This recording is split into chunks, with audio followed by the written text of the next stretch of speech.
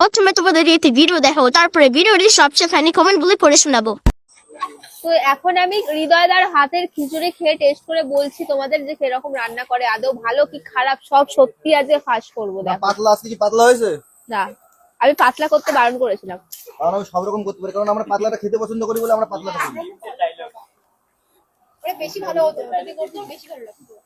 এই সব কিছু ঠিক আছে? দেখেছো কি লবণ কম আছে?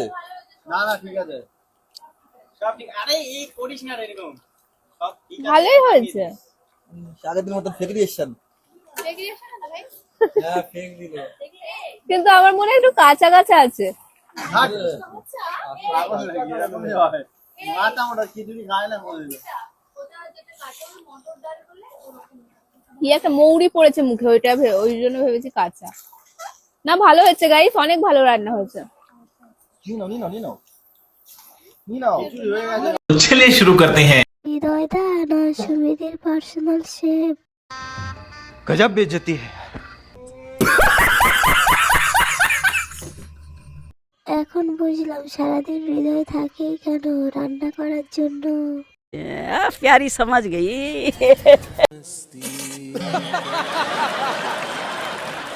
পাতলা খেতে পছন্দ করে।